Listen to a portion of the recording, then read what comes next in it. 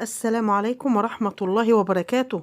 أصدقاء مملكة الشيف مها على اليوتيوب، برحب بيكم إن شاء الله. فيديو النهاردة ينول إعجابكم. النهاردة هقدم لكم منيو إنما إيه تحفة، وخاصة بالنسبة للبورسعيدية. هتقولي لي اشمعنى البورسعيدية؟ طبعا عشان احنا عندنا المأكولات البحرية، سمك، جمبري، سيبيا، كابوريا، كل اللي نفسكم فيه من المأكولات البحرية هتلاقوه عندنا هنا في بورسعيد. انا اخترت لكم النهارده منيو بس بصراحة 10/10. ايه هي؟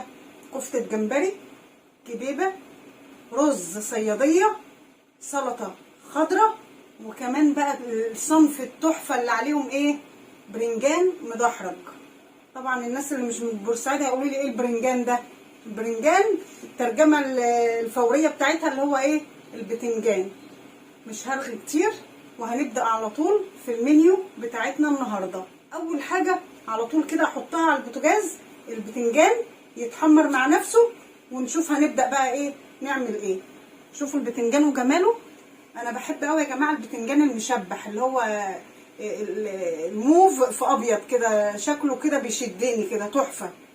فانا بغسل البتنجان كويس قوي وبقمعه وبشق كل بتنجانية، يعني بشقها شق كده بالسكينة علشان ما يفرقعش في الزيت، لاني لو حطيته من غير ما اشقه بيفرقع في الزيت. دي حاجة تانية عشان لما اطلعه من المقلاية اقدر ان انا احشيه في الشق اللي انا عملته ده، احشيه بالخلطة التحفة اللي انا عاملاها لكم النهاردة.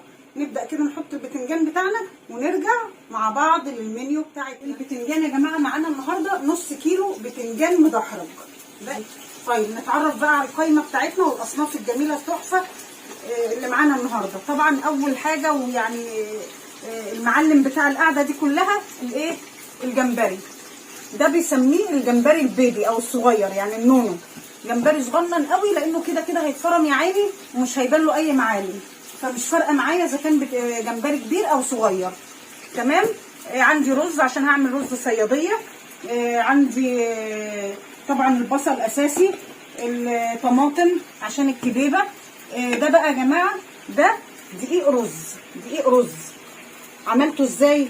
جبت كوبايه وربع رز وطحنتها في الكبه اللي بنطحن فيها السكر، مش الكبه دي. يعني بصوا مش الكبه دي مش هتطحن الرز ناعم كده، انا عايزه الرز زي الدقيق. بصوا ملمسه يعني فيه خشونيه بسيطه خالص، بس هو يعني اسمه دقيق رز. ده بيبقى موجود جاهز في السوبر ماركتات الكبيره، يعني زي مثلا الفار عندنا هنا في بورسعيد او مترو او مثلا في كارفور او هايبر. يعني في السوبر ماركتات الكبيره بيبقى موجود جاهز دقيق رز. لكن اللي ما عندهاش مثلا دقيق رز زي ما انا عملت النهارده، جبت كوبايه وربع، غسلتها كويس جدا، سبتها حوالي ساعه او ساعه ونص في الشمس كده تنشف، وبعد كده ضربته في الخلاط. دقيق الرز معانا اهو النهارده، ومعايا الثوم طبعا اساسي. ودي بقى مكونات السلطه بقى: جزر، جرجير، طماطم، خيار، ومعايا شويه حباش مقطعاهم قطع صغيره. حباش اللي هو الخضره، شبت، كزبره، بقدونس. تمام، شبت، كزبره، بقدونس. وطبعا الليمون هقول لكم هعمل بيه ايه. والخلطه دي عباره عن ثوم مفروم وعليها نص او فلفلايه صغيره خضراء وفلفلايه حمراء، يعني توم على فلفل اخضر على احمر، ولو في فلفل اصفر كمان ممكن تزودي. دي الخلطه اللي انا هحشي بيها البرنجان المدحرج بتاعنا النهارده. طيب نبدا كده ونقول بسم الله الرحمن الرحيم. كفته الجمبري والكبيبه هما الاثنين نفس العجينه، بس الفينش بتاعهم بقى هو اللي بيختلف. طيب هنبدا نعمل ايه؟ هنبدا البصل هو كده كده مفروم، بس برضو هحطه ايه تاني عشان هفرم معاه الجمبري. هجيب معلقه كده اخد يعني ايه جزء لان هو هيحتاج مني وقت، يعني هيحتاج ان انا اعمله على كذا مره. اخد مثلا شويه بصل على شويه خضره على شويه جمبري. حبيب الملايين الجمبري ده يا جماعه، يعني دايما الناس اللي بيجوا لنا من المحافظات التانيه الاكله الاساسيه عندهم لما بيجوا بورسعيد هي الجمبري والكابوريا وطبعا السمك، بس الجمبري والكابوريا ده اساسي. ابدا كده بسم الله. انا بفرم الجمبري يا جماعه على مراحل، عشان طبعا الكبه صغيره فمش هتاخد الكميه دي كلها مره واحده. تمام. طيب انا بقى على ما افرم الجمبري كده براحتي اعمل ايه؟ احط بقى ايه؟ البصل احمره بتاع الرز عشان ايه؟ يتحمر على ما انا افرم الجمبري. بسم الله. نحط شويه زيت، اي زيت بقى انت بتستخدميه، وعلى حسب عدد افراد الاسره يا جماعه. يعني مثلا 5 افراد او 6 مثلا بياخدوا كيلو رز، اقل من كده تقللي شويه، كيلو الا ربع مثلا. عامله كيلو رز، ده كيلو رز. خلاص بحط الزيت، وبحط على الزيت فص مستكه. قولي لي مستكه على الرز، جربيها وهتدعي لي. يعني يا دوبك فص او فصين صغيرين كده مستكه اهي، بتدي البصل نكهه كده تحفه يعني. يا دوبك الزيت يسخن شويه، الزيت يسخن شويه وابدا على طول ايه؟ اسقط عليه البصل، واسيب البصل يتحمر براحته على ما انا افرم بقيه ايه؟ كميه الجمبري.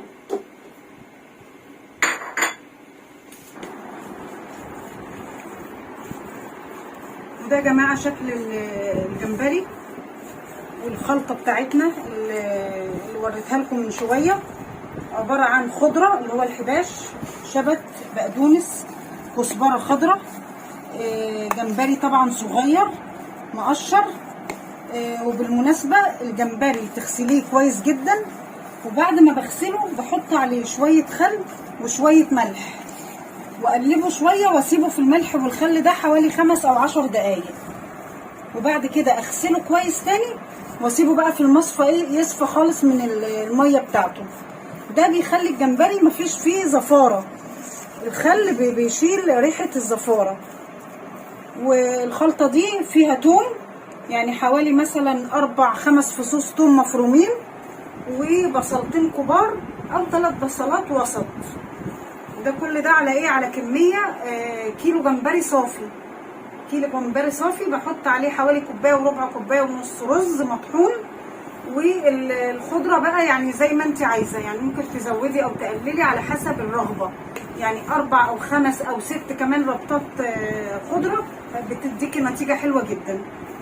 حطينا اهو الخلطه زي ما احنا شايفين. هبدا ايه؟ اضيف الرز اللي احنا قلنا اسمه دقيق الرز. تمام.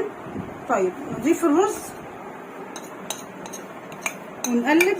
يا جماعه انا طلعت البتنجان اهو بالمنظر اللي انتوا شايفينه ده، وبسم الله ما شاء الله، يعني لا هو غامق ولا هو فاتح، يعني لونه في منتهى الروعه، اللون الكهرماني الجميل ده.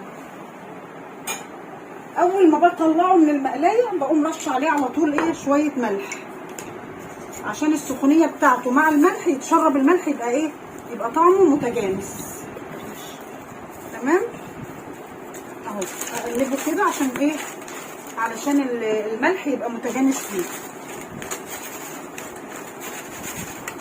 قبل ما احشيه برش الملح عليه قبل ما احشيه، واسيبه بقى شويه ايه؟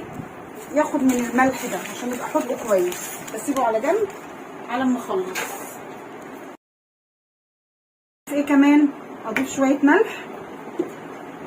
الملح طبعا يعني على حسب خبرتك، انت بتحطي الملح بخبرتك، وبعد كده بتدوقيه على طرف لسانك. حبه ملح اهم معقولين، لو حسيت انه دلع ممكن ازود. ومعانا الفلفل الاسود، حبه فلفل اسود،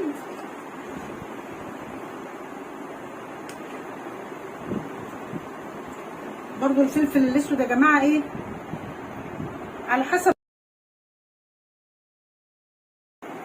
حبه كمون،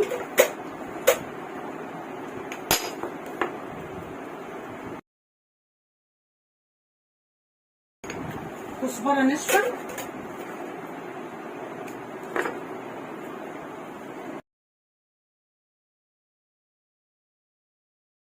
وبحط كمان شويه حبهان صغيرين.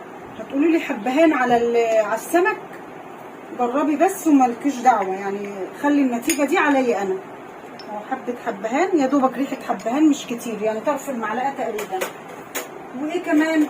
بهارات سمك. دي بهارات بتتجاب من العطار، زي بهارات اللحمه زي بهارات الفراخ، دي بهارات سمك.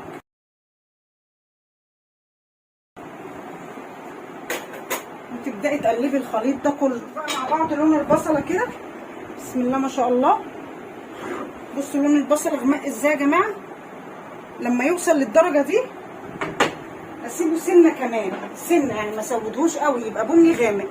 واحط عليه قيمه يعني فصين 3 توم مفروم، بتدي برضو نتيجه روعه.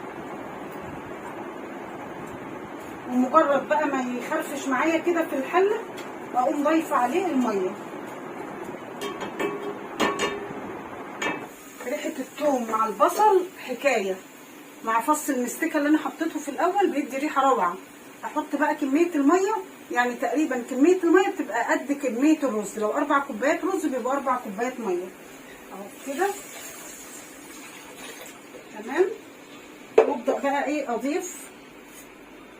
انا بحط له كمون بس، يعني حبه كمون كده مع الملح، قيمه معلقه صغيره كمون. ما بحطلوش حاجه غير كده، ملح وكمون وبس. جربي في الرز الصياديه اللي انا بقولك عليه ده، ملح وكمون.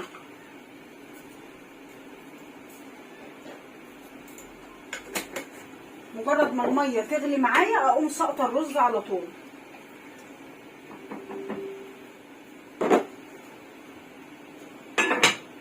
هنقلب بقى الخلطه بتاعتنا. ادي الخلطه يا جماعه بعد ما خلصت. والسر بقى اللي انا عايزه اقول لكم عليه ان انا بحط عليها حبه بيكنج باودر، يعني قيمه مثلا نص معلقه بيكنج باودر. ليه بقى البيكنج باودر؟ بيخلي الكفته هشه، منفوخه كده وهشه. حبه صغيرين اهم، قيمه نص معلقه. واقلب وابدا بقى ايه اصبع واحط في المقلايه. بالنسبه للكفته بعملها صوابع. طب بالنسبه للكبيبه بعملها زي قراص الطعميه. عارفين قراص الطعميه مدوره كده؟ تبقى زي قراص الطعميه. بصوا العجينه يا جماعه، هي لا هي طريه ولا هي ناشفه، جميله ما شاء الله في ايدي اهي، حلوه جدا وسهله كده. ولو هي طريه معاكي، لو انت حسيتي انها مايعه كده معاكي، ممكن تزوديها معلقه دقيق. لكن لو هي مش محتاجه، هي كده بسم الله ما شاء الله في منتهى الروعه. طيب بيبقى جنبي بوله فيها شويه زيت، عشان ايه احط ايدي كده في الزيت وابدا بسم الله اصبع اهي. الحجم بقى اللي انت ايه تفضليه اهي، يعني ده الحجم المثالي الوسط، لا كبيره قوي ولا صغيره قوي. بسم الله.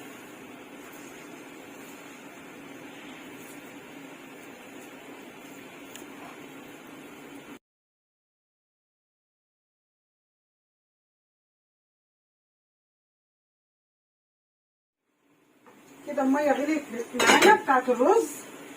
الميه تغلي اسقط الرز. بسم الله الرحمن الرحيم. شايفين؟ لو انت حطيتي عقد الميه مظبوط من الاول ما بتحتاجيش تزودي، لكن لو حطيتيه قليل هتحتاجي تزودي اهي. بصوا يا جماعه ما شاء الله الميه تبقى يا دوبك مغطيه الرز كده. بصوا الجمال ده، اللون المثالي، لا هو غامق قوي ولا هو فاتح قوي. كده الرز مجرد بس ما يغلي بغطي عليه ويتسوى على نار هاديه. طيب نرجع نصبع الكفته الجميله بتاعتنا والكبيبه ونحطها في المقلايه. البورسعيدي التحفه، اكيد كلكم عايزين تيجوا بورسعيد عشان تاكلوا من الكفته والكبيبه البورسعيدي.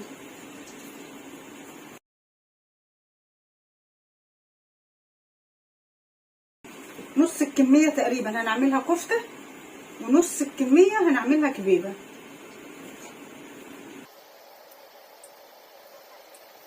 بالنسبه بقى للكبيبه بتتصبع زي الطعميه، وممكن تتعمل كور. بص دي زي الطعميه قراص اهي، ودي كور ممكن تعمليها كده كوره، تبقى كده زي الليمونه. وفي شكل كمان، شكل النجمه. هتقولوا لي ايه شكل النجمه ده؟ اوريه لكم عامل ازاي. اهو بعملها كده قرص، وبعد كده باخدها من 4 زوايا كده. يعني دي بقى لو عندك اطفال ولا حاجه، يعني فاهمه الاطفال بقى بيركزوا في الحاجات دي، يحبوها قوي لما تبقى قصادهم كده. الله، شفت النجمه الجميله دي ومش عارفه ايه كده، يعني ضحك على الدقون يعني. اهي شايفين جمالها؟ تتقلى كده على المنظر ده بمنتهى الجمال. نكمل بقى الكميه بتاعتنا ونرجع لكم تاني.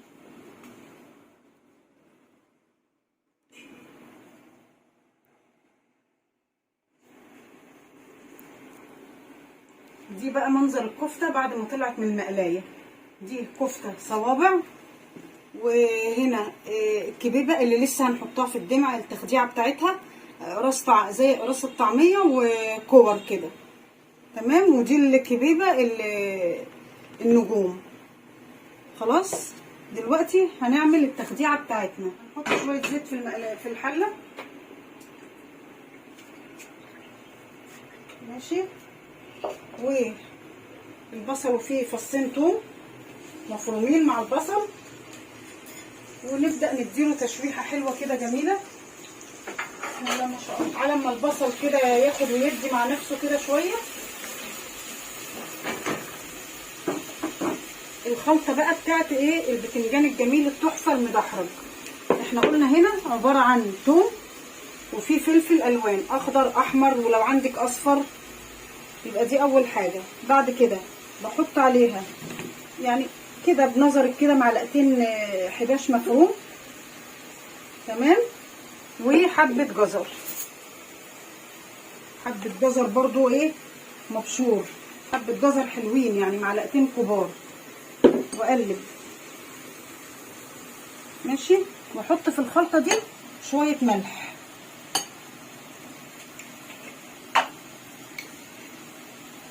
شوية ملح مش كتير، قيمة نص معلقة. واعصر عليها نص ليمونة.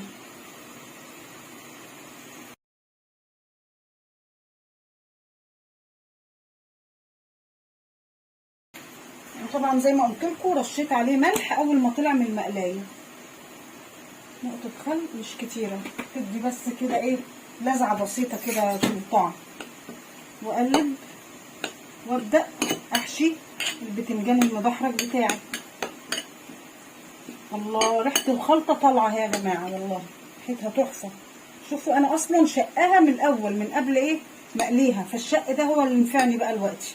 اهو هعملها كده بملاها كده، لان الخلطه دي بتتاكل مع الاكل مع الرز ورز، تمام.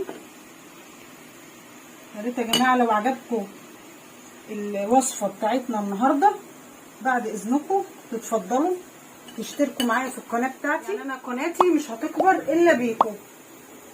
نقلب البصل مش عايزاه غامق زي بصل الرز يا جماعه، يا دوبك يخدل بس، يا دوبك يخدل. وبرضو اساسي عندي في كل الوصفات فص المستكه، انا بعشق المستكه. طيب نبدا نحط الطماطم بتاعتنا. ده عصير طماطم حوالي 3 كوبايات طماطم اهو كده، ونسيبه يتخدع. واحط عليه شويه ملح وفلفل وحبه كمون صغيرين، ادي حبه فلفل صغيرين، كمون،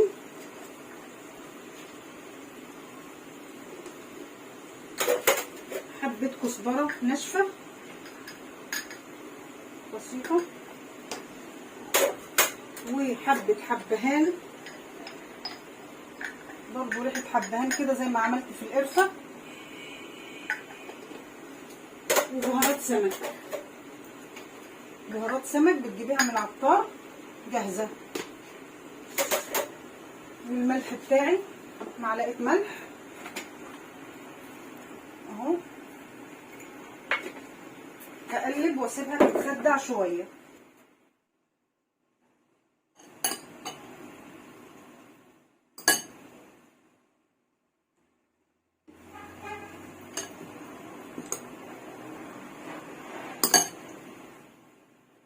ودي يا جماعه شكل السفره بتاعتنا بعد ما خلصنا كل الاصناف بتاعتنا. اخر حاجه بعملها بعصر الليمون على البرنجان المدحرج، طعمه خرافه في منتهى الجمال. ومعانا الرز ما شاء الله بالمنظر ده، تقدري تقدميه بالطريقه اللي انت شايفاها وترصي حواليه صوابع الكفته. تمام. وده شكل النجوم. انا قلت بدل ما احطه في الدمعه، لا، الاولاد ياكلوه كده، الاولاد الصغيرين يفرحوا بيه كده. وده الكفته، وده طبق السلطه الخضراء الجميل، وده طبق الكبيبه كور تحفه، ومعاها بطاطس محمره، وطبعا اساسي طبق الفاكهه والمخلل طبعا. اتمنى ان الفيديو النهارده ينول اعجابكم، واتمنى ان انتوا تشرفوني وتشتركوا معايا في قناتي. وعايزه تعليقاتكم وعايزه نصايحكم، يعني انصحوني، انتقدوني بس بطريقه حلوه. انا احب الانتقاد الهادف، يعني النقد الهادف احبه. واعملوا لي لايك وتشاركوا الفيديو في جروبات وعلى صفحات كتيره.